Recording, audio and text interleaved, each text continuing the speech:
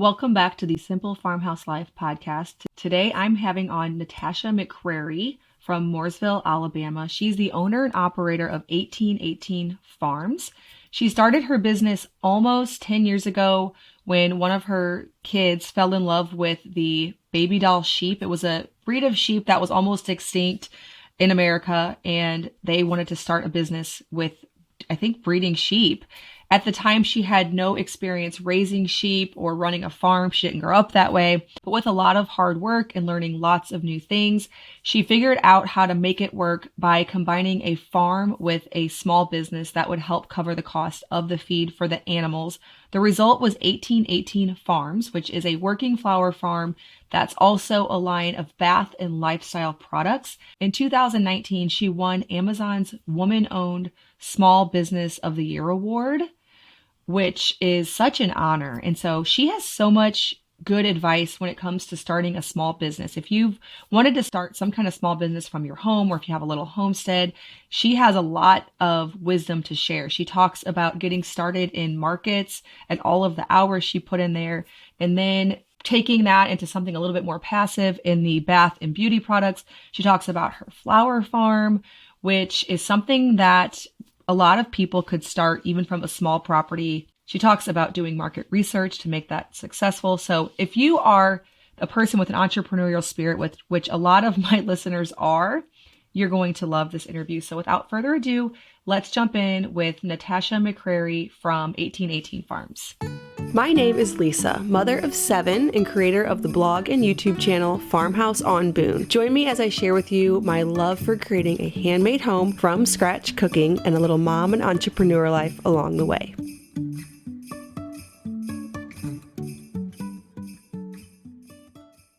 Hey, Natasha, thank you so much for coming on the Simple Farmhouse Life podcast. I really want to talk about entrepreneurship and having a business when you have a family, whether it be young kids or any range there, with that, because that's something that a lot of my listeners really like hearing about. And it's not often that I get to have conversations like that. And you have a lot of success with your business. So I would love to talk about that. Okay. So can you first just give us a brief intro of your farm? I did it, or your businesses, because I know your farm's one of the aspects of it, but I did it in the intro, but I'd like to hear just from you, your just brief introduction. Sure. Hey, Lisa, thanks for having me today. My name's Natasha McCrary, and I'm the owner of 1818 Farms located in historic Mooresville, Alabama.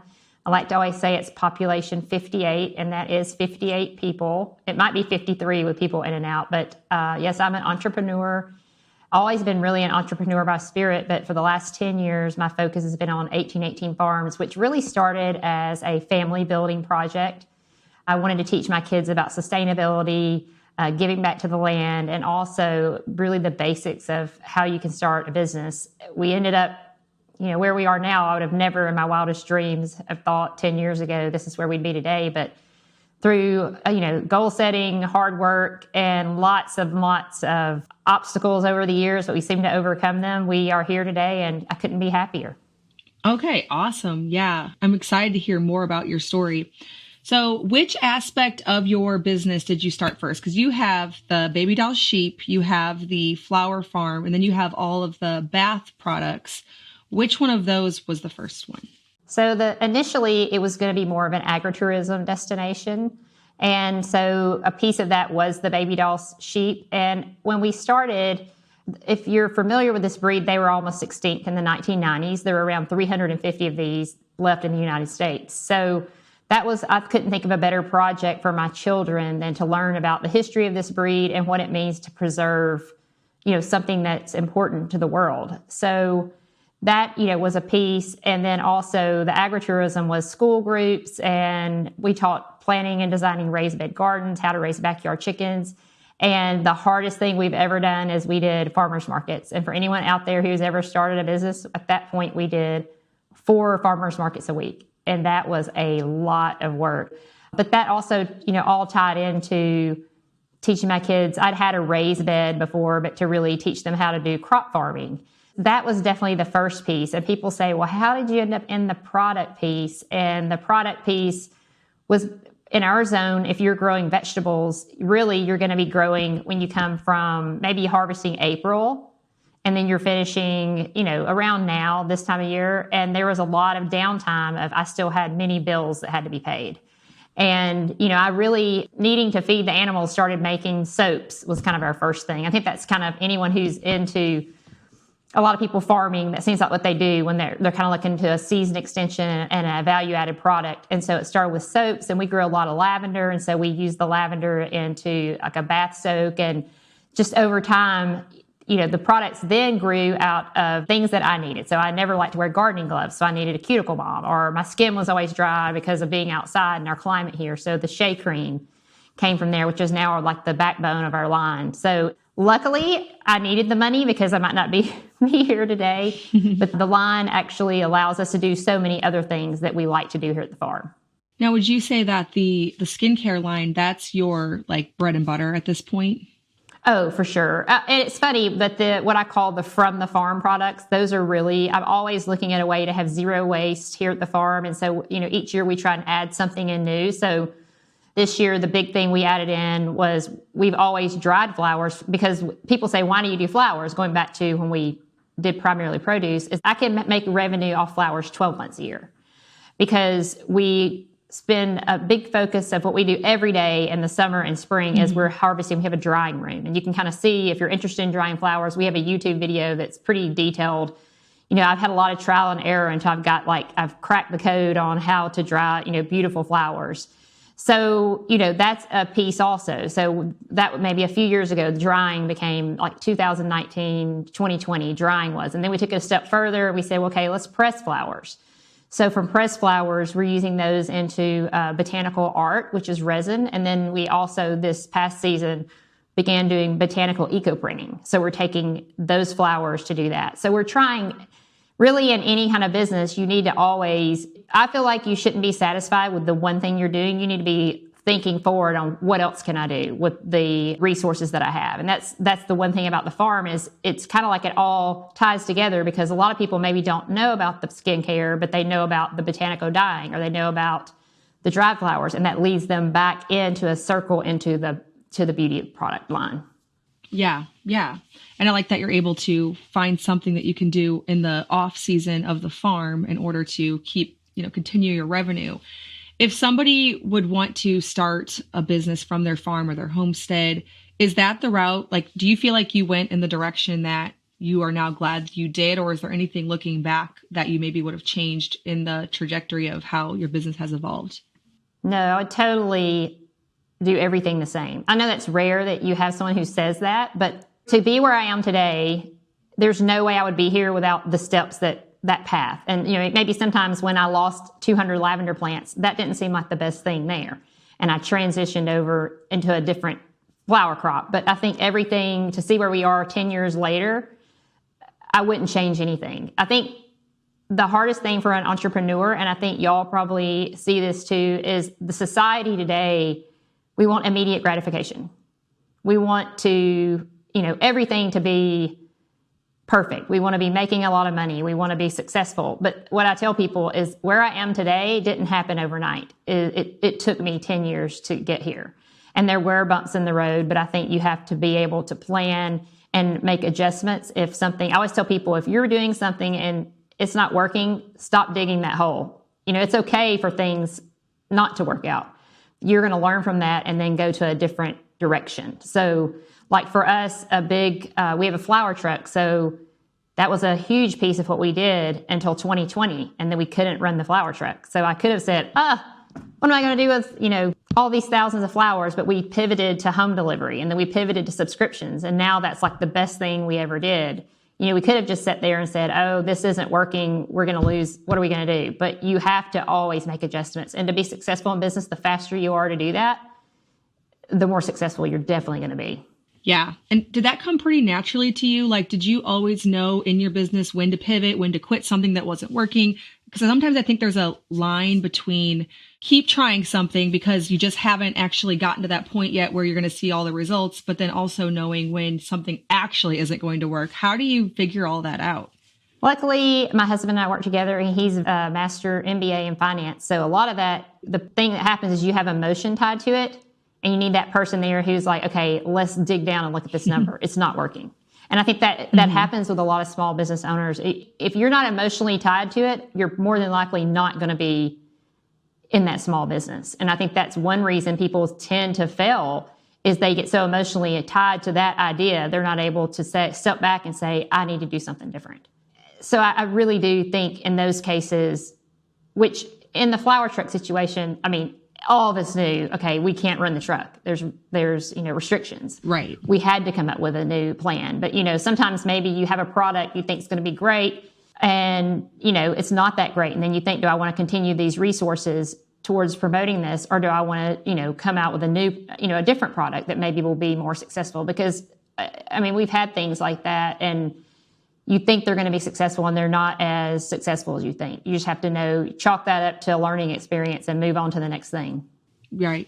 Yeah. I think with a lot of the listeners that I have blog education. So I teach people how to blog and have a YouTube channel. Sometimes it's not as straightforward because a lot of times it's not like a product that maybe failed. A lot of times it's just something that needs a bit of a tweak in order for it to end up being successful. And sometimes it just takes time to build momentum. And so I think it is a balancing act and a lot of lessons to learn in figuring out when to pivot versus when you just need to give something a little bit more time. I think that can be challenging.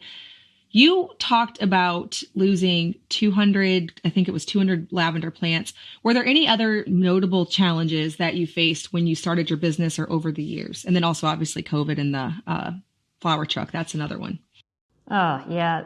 Those lavender plants, that was tough because, we were starting out as a lavender farm and building, and they did well for like 3 years, and we had a wet snow and it came and it just took the plants and it just pulled them down. I mean, and there was, I had already trimmed them back. And at that point, one thing I had realized, I love growing lavender, but also how many flushes do you get? So it kind of went back to a financial thing. It's sure people love to come to a place that has beautiful lavender, but it came back down to a revenue. I would have kept growing it, but then you only have so much space. So that and the flower truck would probably be, the big things that we had to really make some changes. And I think, we sell our products wholesale, which means, like, let's say you have a mom and pop or a brick and mortar store. They purchase wholesale from us and we sell direct to consumer. Luckily for us, one thing we have always been, I would say, forward thinking in is having a website that you can sell direct to consumer. And had we not thought about that, that would have been, detrimental to us during the pandemic because stores were shut down. So we went from 50% of our revenue going to zero in 2 weeks. So you have to always be thinking. And I do think a lot of people are like, oh, I'm too scared. I can't have a website. And that's what I tell people. I don't care who you have to go to. If you have to find the high schooler or the college student, please go and build a website because you have to have that. I mean, social media for us is that's how today a lot of print media, it's just dead. And social media is so important. However, we don't own that real estate. Right. I mean, for all I know, tomorrow, social media is gone. You have to have a website. You have to have an email list. Like I've always gone on that. No matter what you do, you have to have a website and you need an email list because then you own that piece of real estate. Whereas I think a lot of people, social media is great for getting your name out there and you can do ads and promotion. But at the end of the day, you need to have that email list and a way for people to get traction straight to your website. I preach this constantly because I see a lot of people, especially focusing really heavily on Instagram only because I don't want to say it's easy to build an Instagram following because it's not necessarily easy, but it is probably the most straightforward thing to do. You can just get the app, start posting. There really isn't a big learning curve when it comes to doing an Instagram account. But, if you're a person whose Instagram gets hacked, or, the platform goes black like it did for a day or two, like last week or 2 weeks ago or whatever, that could completely just devastate your whole business. So what are some other ways that you'd recommend if somebody is starting out on an entrepreneurial journey when it comes to maybe something from their homestead or making soaps, diversify so that way you talked about building a website. Do you just get like a simple mailing list like ConvertKit? Do you have any other ways that you've diversified for your business? Yeah, well, and one way we build our website was run through Shopify.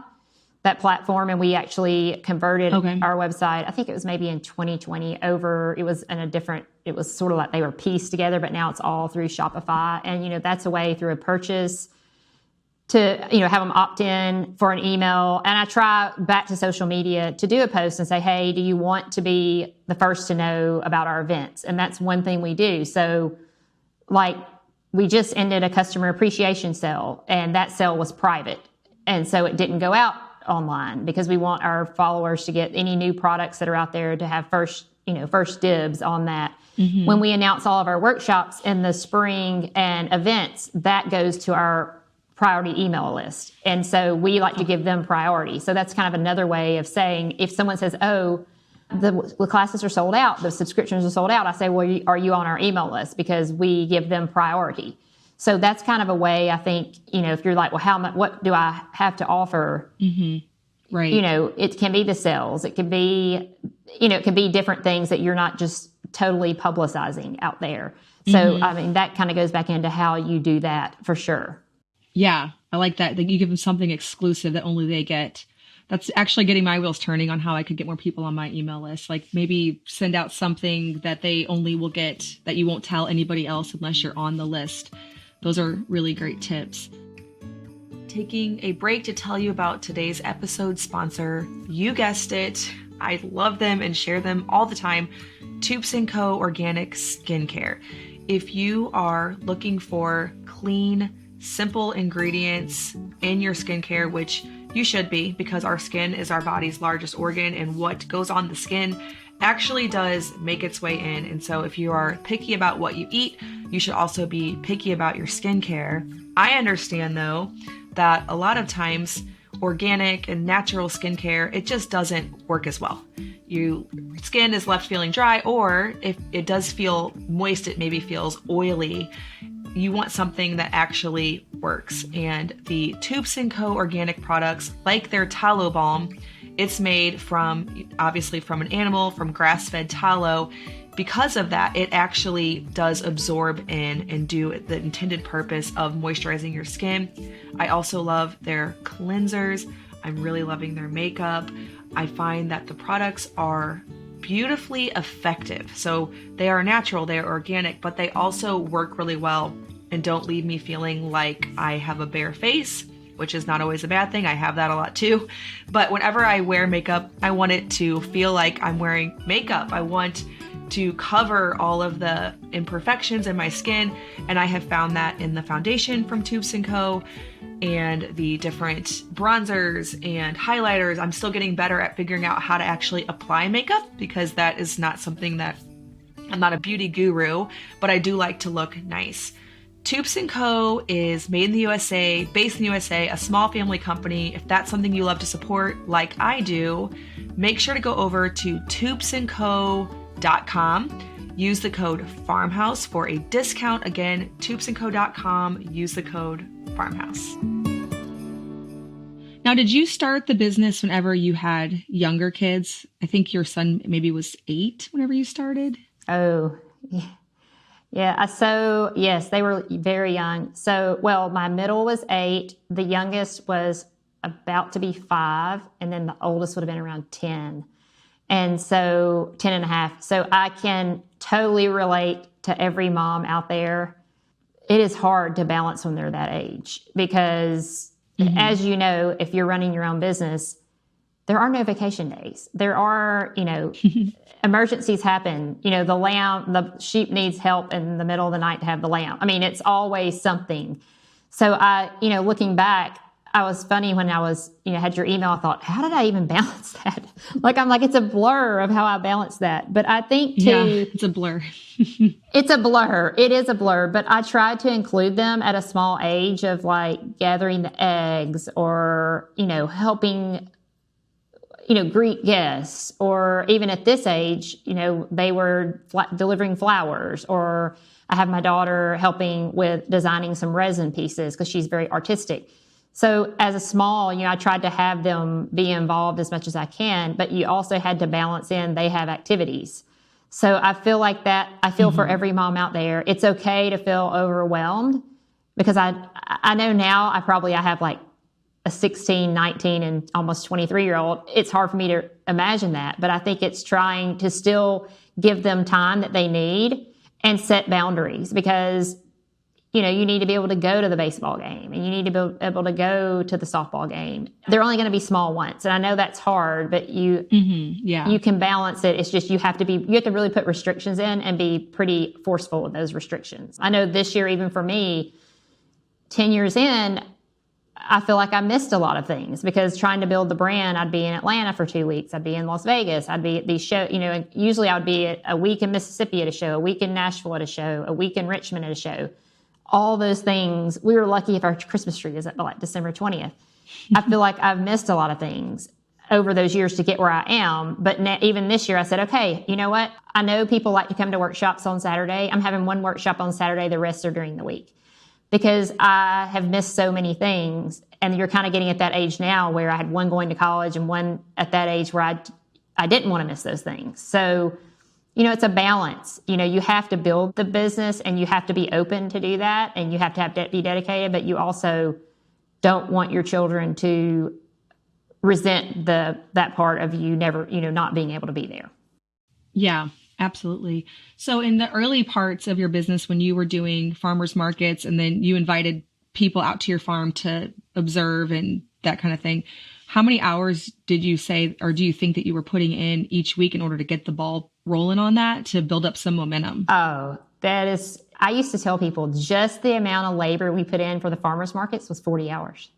That's not counting really taking care of the animals. Wow. Oh yeah, because the farmers markets are usually from let's say 4 to 8. There's 4 of those. There's 16 hours straight there.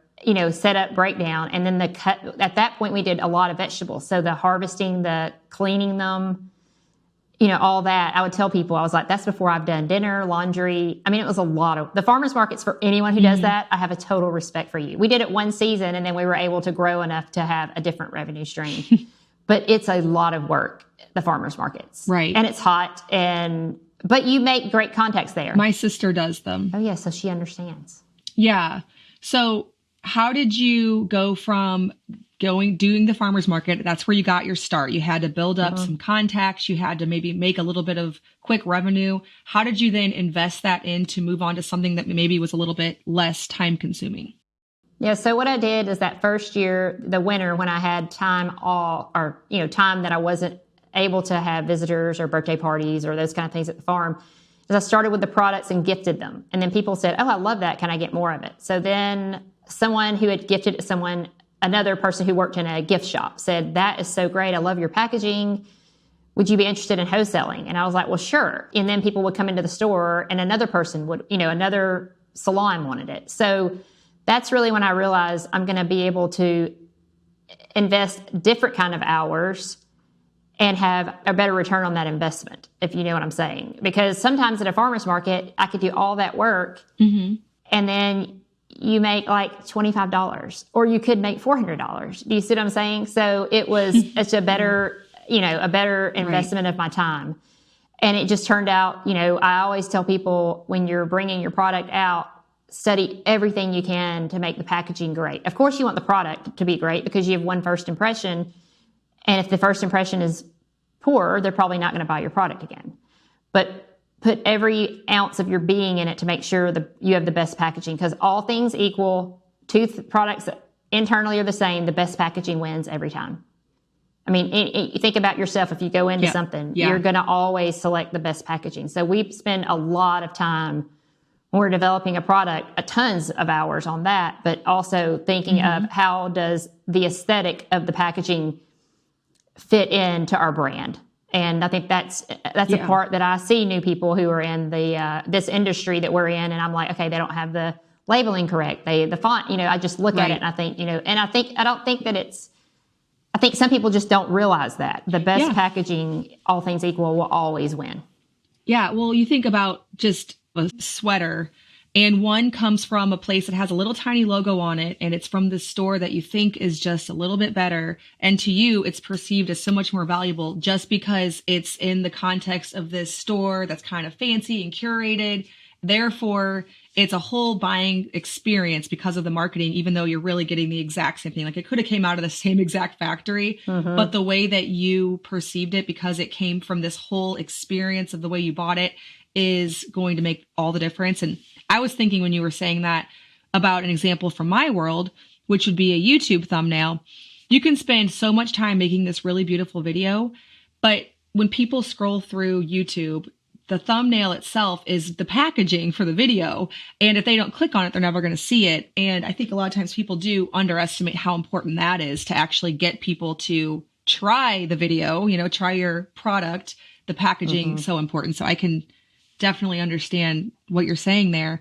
Now, did you, whenever you made a little bit of money from your farmers markets, did you then take that money and then invest it into like a graphic designer, or were you guys doing a lot of that package development yourself? We did it all. We do it all ourselves. My mother-in-law actually does the pencil sketches. Like if you go on our website and you can kind of see like the farm animals or the cover girls and the cover guys. So luckily she does the sketches. Usually we develop the product, and then in my mind I think, well, how could I tie that back into the farm? Wow. And then we have just a local, just mom and pop printer that we have worked with them for, since the beginning. And I go in with the ideas and we just kind of churn it out. So they're great to, it's just a hole in the wall place, but they are a huge part of our success is that they care about their customers and they want them to be successful. So yeah, we've done all that internally, but my background was marketing. So I think that helps a little bit too. Oh, nice. You have to be thinking about like you said, what's going to catch the consumer's eye, and clean lines. And aesthetically, it has to all look nice in a display. Like you can kind of see behind me, I have sort of a setup here in my office. It's making the brand cohesive, tying everything together. Like our soapbox is a picture of the sunflower with the sheep, grazing. You may have the sweet pea on our shea cream, or you have the little pig that gets in the bath truffles, because the pigs dig for truffles, but it's for your bath, a candy for your bath. So we're always thinking of how to tie the whole line together and make it look beautiful at the same time. Yeah, that's so important. How has your business grown over the years, and how did you know when to invest in it to grow? So adding new employees, new equipment. I'm not sure how you manufacture all of your bath products and whatnot, but how did you know when to move on to the next step? Yeah, you sort of know when the first thing when you can't produce it all, it's time to bring someone in. And that to me is the hardest challenge today, is bringing employees in, because until they become experienced, you're never going to reach scale. If you can't reach scale, it's going to be hard to keep your profit margins where they need to be. I mean, if you have someone who can make 2,000 of something in a day and someone who can only make 200 in a day, you have a lot of labor costs. So we have taken things slowly. So the first Atlanta market we went to, which is like the wholesale market, they have them in Las Vegas, New York now. There's a few, but Atlanta is closest to us. So we maybe signed up 10 wholesale accounts. And at that point, we had a few other wholesale accounts. So we've gone from there to we're at like 550 now. But we've gone slowly, and you just sort of know at running the numbers of, hey, what can I afford to bring in? But you also have to balance, it's a lot of forecasting and extrapolating. And over years, if you're good at that, best predictor of the future is the past. So we can kind of look at growth, and we can look at numbers and kind of know, COVID kind of was an odd year because our online went up so much where we had, wholesale lower, but you're able to kind of know, hey, I'm going to need another employee. And especially sometimes that goes into like with the pressed flower resin, like I thought it was going to be popular, but I had no idea it was going to be this popular. And we pretty much need one person that's all they're doing is they're pouring resin every day. Oh, wow. So it's a lot of supply and demand of knowing, okay, what's demand and how can I supply that? If it had not been that popular, then no, we might not need that person who's going to be there. And so much of the time is spent specifically on that. But it also goes back into, you want to diversify, and I'm trying to bring products to the market that there is an unmet need. Because that's another way. I was saying it needs to be one first impression. It needs to be a great product, but also you don't want to just say, okay, I'm going to do such and such, and you're in a market you can't differentiate yourself. So that's why really we went into this resin side. It's a great way to bring nature inside. And that's another way to tie in our zero waste with the pressing of the flowers. Right. It's just another avenue for a revenue stream. Yeah. I feel like what you're saying is just whenever you start on this path, you kind of know at each step when it's time to take the next step, but it's really hard to explain to somebody from the very beginning what that might look like. A lot of people want to have their 5 years completely planned out ahead of them. But I think with business, sometimes you just have to learn how to adapt and grow as you go. So I think that's some very good advice. Taking a quick break from this awesome conversation to tell you about today's podcast sponsor, Azure Standard. If you have followed my channel for any amount of time, you've probably heard of Azure Standard. They are essentially a co-op based model for ordering organic groceries, meat, staple items for your pantry in your home. I have been an Azure customer for probably over a decade now. With Azure Standard, you find a local drop point, which likely will be pretty close to you because they have drops all over the country. And with that bulk purchase, you are getting a discounted price. So several people in your community will order at the same drop, buy 50-pound bags of wheat or oats or smaller quantities too. I like to get things like honey and spices and cheese. They have products that a lot of times I can't find at my local grocery store. So things like organic raw cheese, that's something that I simply cannot get locally. There's also good prices on things that aren't food. So I will pick up the lids for my 5-gallon buckets that I like to store my grains in from Azure Standard, flour, spices, packaged meat, produce, whatever is in season, organic and inexpensive sourcing right there on Azure Standard. Azure Standard is offering a 10% off code for my listeners by using the code SimpleFarmhouse10. This is on orders over $50 that are delivered to your local drop. If you've been on the fence about checking out Azure Standard, make sure to go to azurestandard.com, use the code, find your local drop. You'll meet up with some awesome families in your community who also are passionate about living a healthy lifestyle and get really great pricing. Again, that's azurestandard.com and use the code SimpleFarmhouse10.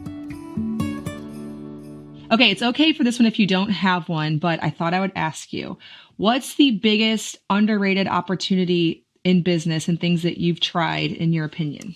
The biggest underrated opportunity is definitely, I think, being customer centric, customer focused. Like I think a lot of times people are doing all these, like this customer appreciation sale.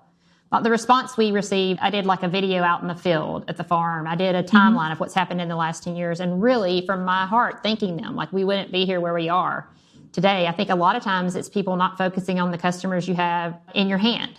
And sometimes, I mean, of course, we all want to be looking for new customers, but it's also nurturing and developing those relationships with the existing customers that you have, which ties back into the email list. It's like a big circle there. But I feel like sometimes people take for granted those customers that you have, and you need to be nurturing relationships with them. And, a lot of times word of mouth from those customers is what causes growth. So I wouldn't overlook that. I think a lot of people kind of do that. They're always looking for how am I going to grow? How am I going to grow? How am I going to grow? Well, you may just go dive deeper, get them interested in more pieces of your line. Yeah, that's a really good point. Developing furthering the relationship you already have with the customers who already trust you. That I can see how that's a really huge opportunity. How have you seen your family business help your family, and what lessons did your lifestyle teach? So, and also to piggyback on that, how have you incorporated like your kids helping? You talked about your daughter doing some design for you. Were your kids always involved, or was it something that you felt like as a mom you had to get rolling and then you could bring them in later whenever there was something that you already had for them to do? No, we've always had small ways, whether it's serving at a farm to table dinner. I mean, people thought that was so interesting that the kids were the way.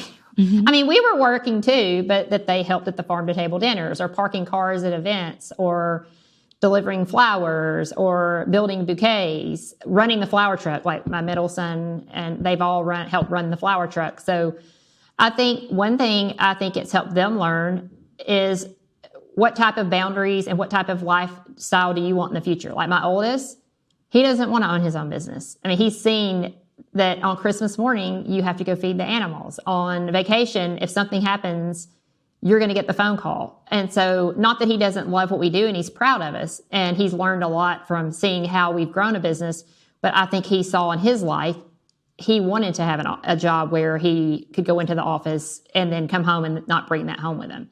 It gives you different opportunities. I hope that like our middle son did all the routing for, it's very important when you're delivering bouquets and they're all, a huge radius, like, or understanding routing, understanding, financially how it makes a difference if you keep everyone tight together. So you basically have really just had to help them find things. And I think within that business, they may have seen something they like. Like my daughter is interning with someone who carries our product line because, she could be interested in opening a gift shop one day. So she's seen that side.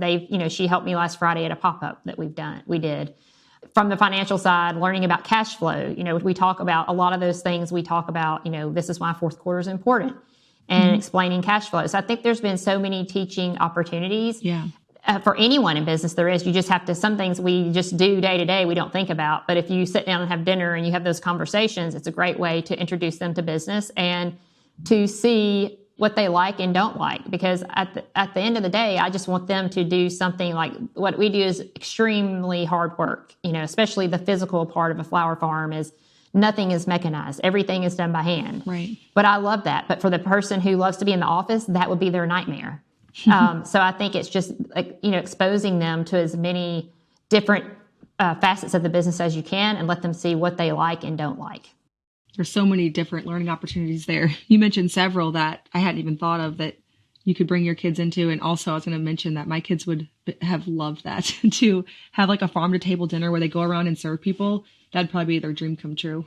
This sounds so fun. Oh yeah, they loved it. And it's funny, like I know when we transferred, remember I told you we went from our old website platform to Shopify. My middle son helped move all those blogs over and he was like, y'all have gotten a lot better at this. Those were not very good in the beginning. So it's funny, just little things like that. You think transferring over, let him see how the farm has changed and grown. And number one, the pictures are a lot better now because the camera, when we first started, you had to go scan a picture in practically. So, but I think those kind of things, you may not even be thinking it's that much. I mean, have your kids key in an email list. If you're like, who's going to put an email list in? They can do data entry and teach them the importance of that. So I think you sometimes have to think outside the box of what's a teaching moment.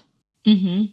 Yeah, you're giving me a lot of ideas here because there's a lot of things with my business that I might think that I'm saying out loud, but really probably the kids have no idea that there's even that aspect of it that I could be more intentional about telling them about. So yeah, that gives me some really good ideas. What are your favorite tasks in your business and what things will you never hire out because you love them? Even if it doesn't make sense. Like I have some things in my business that it really would make more sense to hire out, but I personally love doing them. Okay. I love teaching the workshops. That's like my favorite thing that we do. And I would never hire that out. I love harvesting flowers. I mean, I know that sounds silly, and sometimes you're like, why is the owner of the company out there with the holster with her clippers and clipping away? But I get my best thinking done out there. Mm-hmm. And social media, I'll never hire that out. I've been approached that a lot. It's different for some people than it is for us because a lot of ours isn't planned. It's in the moment. I think that's what makes ours more interesting. Like, I don't know, I'm going to go down and this flower is going to be in bloom. I don't know, this sheep's going to do this. This chicken's going to do this. This happens at the office. So a lot of mine is spontaneous. And I know that makes a lot of listeners cringe that I could never do that. But for me, it's about, I truly want to share something that I think is important to share versus trying to create content to have content. I don't know if that makes sense. Like, some people sit down and plan 6 months out. Well, I had no idea I'd have this beautiful piece of resin indigo jewelry. Yeah. I couldn't have told you that 2 months ago because I didn't even know I was going to do that. I don't know we're going to be pulling, unmolding a resin. So, right, yeah. But our business is very different from someone who is a straight out, like, just retail business. You probably could do that more, but ours is more of telling a story. Yeah. In your day, you're trying to share a farm life, right, along with some products here and there. But it's more, I think, of not a vlog, but you know what I'm saying? I'm trying to show what's happening. We open, do an eco printing. I don't know what's going to happen because a lot of times we're not even sure what's going to happen ourselves. So the social media for me is a big thing I don't think I could ever turn over. Yeah. Yeah. And it sounds like you actually enjoy doing that aspect of it. If it wasn't something that you enjoyed and it was putting a lot of stress on you that was taking away from other parts of the business, maybe you'd figure out how to do that. But it sounds like that's something that's one of the most enjoyable aspects of your business for you. Yes.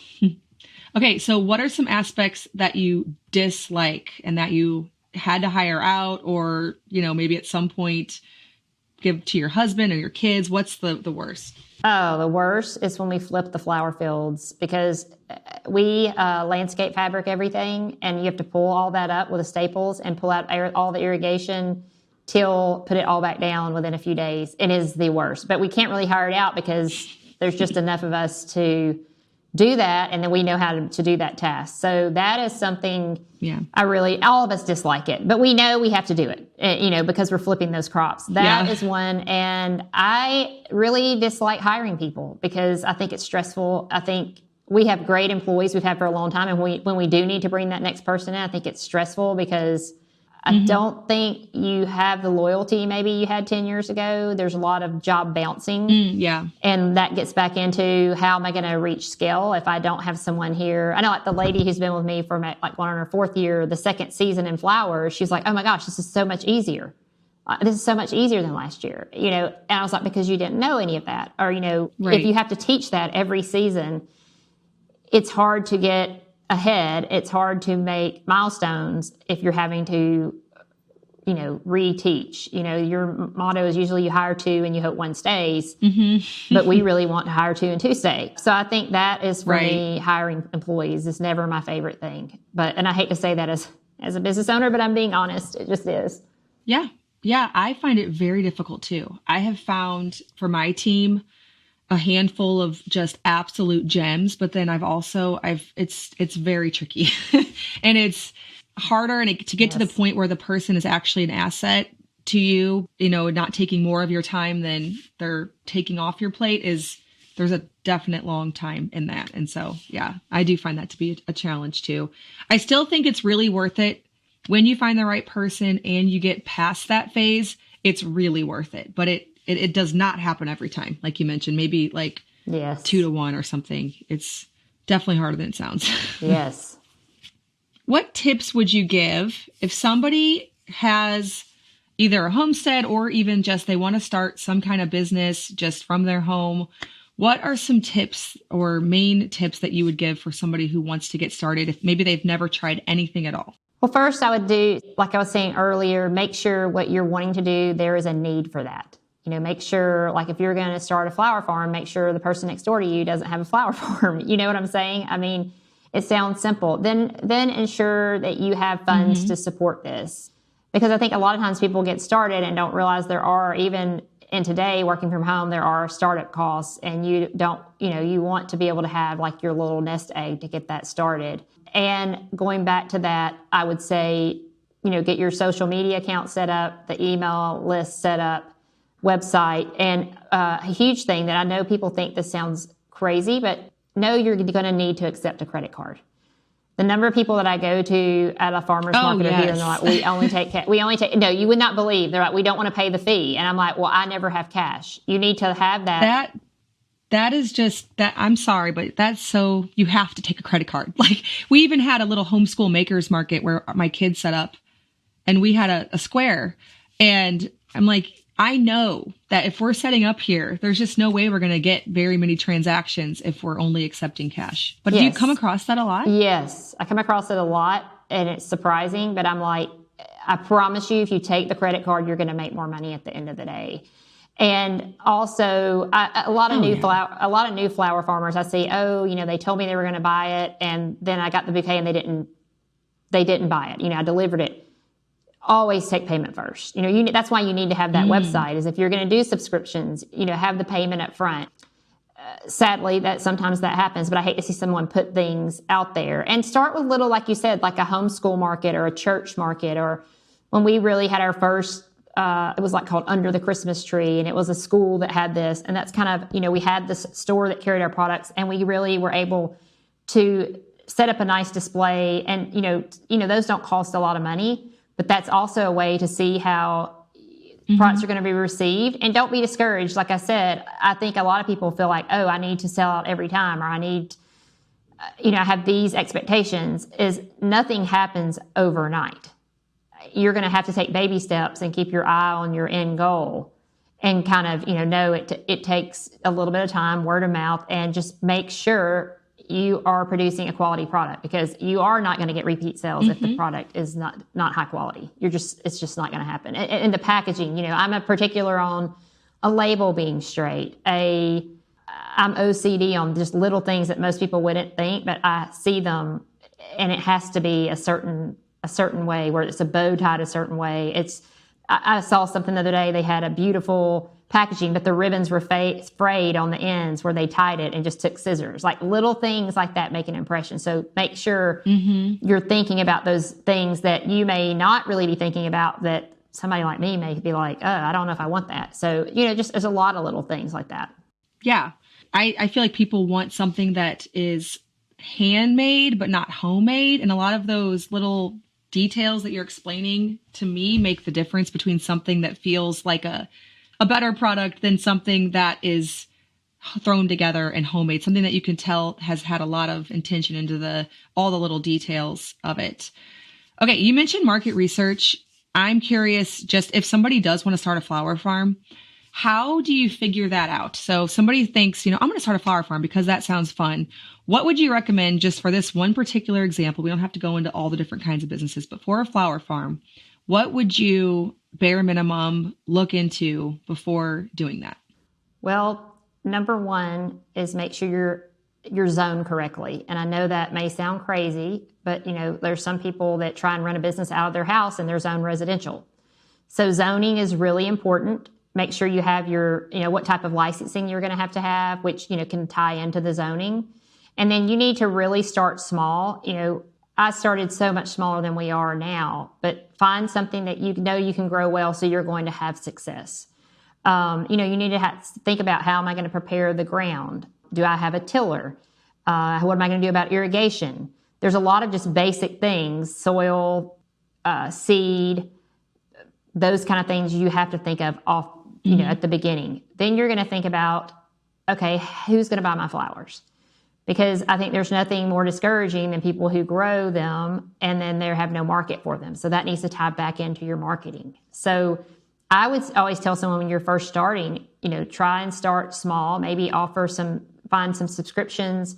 Or some people want to grow for florists and, get your product, but it has to be great product, and take it into the florist, take a bucket complimentary and say, here's what I'm going to be doing. Do you have any need for this? And also, believe it or not, think about colors. We color block our fields, but of course, there are some flowers that I love, but there is no market for them in the wedding design. I mean, there are not a lot of red and oranges when they're having weddings. So you also, sometimes people say, well, I don't like to grow this. Well, you need to think about what's selling and not what you like to grow, because there's a lot of things that I don't love to grow, but we grow because I know they're going to sell. Right. So it's a lot of research, and invest in yourself. Right. I think you need to invest. There's some great online workshops. There's tons of YouTubes that you can watch. And maybe if you say, I want to just grow zinnias, I want to grow gromphorina, I want to grow, find a few things that you want to grow, get yourself comfortable, make sure there's a market, because there is a lot of expenses to go in when you go all out in a flower farm, and you don't want to have a waste of that. So start small, and then, because you can grow from every year. And like, depending on where you are, like, all of our tunnels are out. We'll start harvesting in February. We go from February to November. Depending on your zone, there's a lot of different flowers that can grow at different times, depending on where you are in the United States. So you have different opportunities. What I find is, the more successful we are in growing flowers at the time of years when other people can't. So the average home gardener doesn't realize, I just planted everything a month ago that I'm going to be pulling in March, April, May, and they don't have those flowers. But those flowers in the summer, everyone has. So their value is looked down upon. They have a lower value because everyone feels like they could grow that. So maybe you kind of bookend it, and you do something that's maybe early season tulips, and then maybe you do dahlias where you are. I mean, that's also a strategy, is if you're going to start when there is a time that other people don't have those things. The hardest time for a flower farmer, period, is July and August, when everything's at peak because people are on vacation. It's a hot summer. And then it's a lot of things that other growers can grow, just the home gardener. Huh. That's opposite of what you would think if you were just going right into it, but that makes a lot of sense on your explanation of why that would be. So it comes down to doing a lot of research on who you're going to sell to, whether it's florists at markets, maybe to brides, and then figuring out when other people don't have all their flowers growing, which flowers aren't being grown locally. Yeah, that all seems like very smart due diligence. Yeah, and what we do in those months of July and August, we focus heavily on workshops, on-site workshops, because people are looking for experiences there. And we're also churning out our subscriptions. But that's the time when the flower field is, as far as you can look, there's flowers, and people love coming and learning how to build a bouquet. So there's another way, if you do decide you want to grow, maybe add in workshops, which I know that's another whole animal. People are terrified sometimes to have people out to their location, but I promise what you see and they see are probably two different things. But that's another way just to, in those months, not just tie into, oh, I'm growing things other people can grow, but I'm offering you an experience that you can't have anywhere else.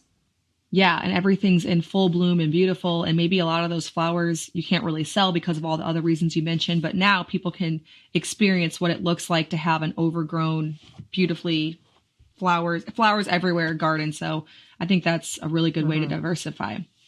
Well, you've shared so many good tips and inspiration for anyone who wants to start a business from their farm or just in general. I think you can draw a lot of ideas from this, even for any kind of business. Where can everyone find you to get more information, follow up more on your tips and your farm, or shop your bath and beauty products? Oh, sure, Lisa. 1818farms.com, just 1818farms.com is our website. 1818 Farms is also our, you can find us on Facebook, Twitter, Instagram, TikTok, and you can also find us on YouTube at 1818 Farms, where we have a lot of flower tutorials.